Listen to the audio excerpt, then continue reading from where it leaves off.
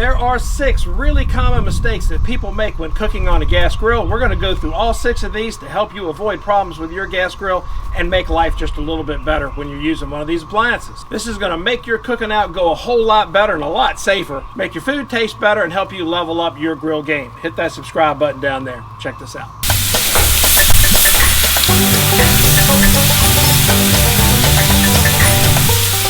That's a chili dog right there, y'all. The first and most important applies to a new gas grill. You need to do a burn off on these things. Get this sucker up to its highest temperature it can run. Once it gets all the way up as high as it's going to run, let it run for 30 to 45 minutes. It'll burn off all of those oils from shipping, any germs that might be in it, and any of that packing material, styrofoam ball stuff that might still be in there. Doing a proper burn off is going to make your food taste a lot better and keep those first couple cooks from having any weird off flavors in them. All too often people take these things out of the box, put them together, and start cooking right away and then wonder why their food tastes like crap. So not doing a proper burn off is the first mistake that most new gas grillers make. Now, very closely related to the burn off is the second most common mistake that people make with the gas grill: not cleaning them regularly. Look, all these new gas grills make this real easy.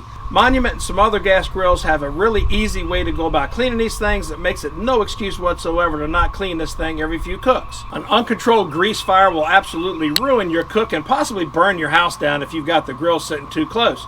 Ask your local fireman how many people's houses burn down because of a grease fire in the grill. Cleaning your gas grill usually only takes a few minutes. There's a grease pan down on the bottom, so all you need to do is scrape off everything and just let it fall through to the bottom.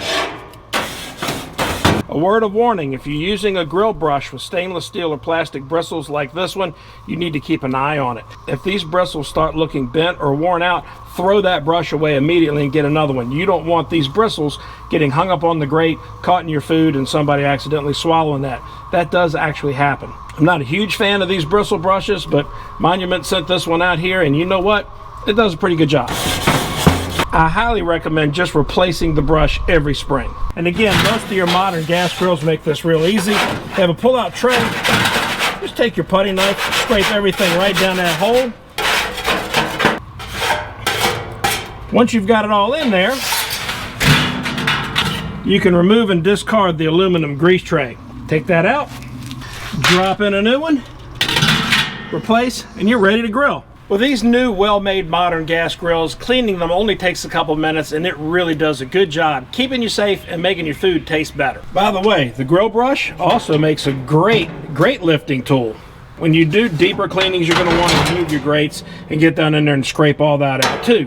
We haven't got it that dirty, so I don't need to do that just yet.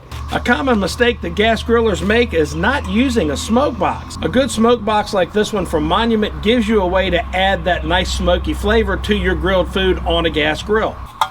Simply open it up, put some of your favorite wood chips or pellets in there,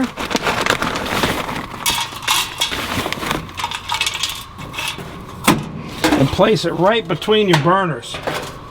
This smoke box is going to get licked by those flames coming off of those two burners right there, and it's going to smoke really nice. Do not soak your wood chips. Water doesn't smoke, it steams. As long as you got water in those chips, they're not going to give you a bit of smoke until the water burns off, and then it'll start to smoke. The smoke comes from lack of air. That's why all of your smoke boxes have very limited airflow in them. That way the wood can't just catch fire and burn up. If you're currently soaking your wood chips before you put them in a smoke box, I'm sorry, you're doing it wrong. So stop doing that. There's also various smoke tubes and wedges that you can get. I'll put a link to all of those also down in the description below. A huge mistake that people make is not preheating the grill all the way. If you don't preheat your gas grill, especially if you have heavy cast iron grates or the really thick stainless steel grates, it takes a while to get those up to temperature to cook. And if you don't preheat it properly, you're going to get really weird, cool grill marks on your meat. Not cool fun, cool like too cold, and it just looks terrible.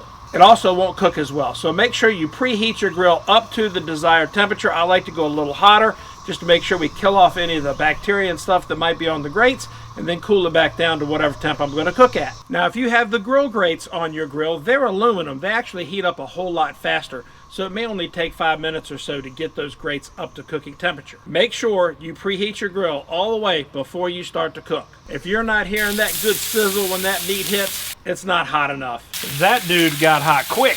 I think another mistake people make is not using a gas grill's sear feature. Gas grills can run at really high temperatures, and using that to cook your burgers and sear your steaks is exactly what you need to be doing. Things like burgers and fish cook best on a higher temperature. It lets you sear that outside without overcooking that inside of that meat, and that's something that gas grills just excel at. Some grills, like the Monument Denali 605, have an infrared sear burner. Some have cast iron plates. Some have sear stations on the side. Either way, use that sear feature on your gas grill to make your burgers better. After all, what's a smash burger other than smashed, seared, thin beef? One thing you should always be ready for when cooking on any grill is be ready for a fire. Don't put your gas grill right up against the house. Ask your local fire department how many house fires they put out, because the grill's right up against the vinyl siding. And always be ready for flare-ups with some baking soda or a fire extinguisher if worse comes to worse. And I guarantee you one thing, if you need a fire extinguisher, the one you got isn't big enough. We had a little catastrophe with charcoal back in the day,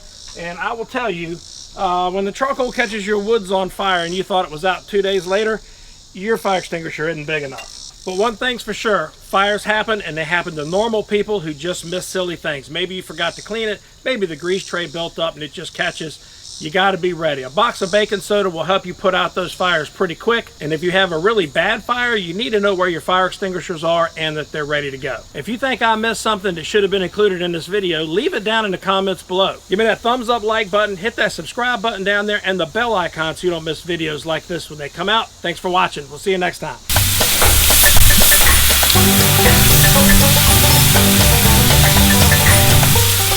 That's a chili dog right there, y'all.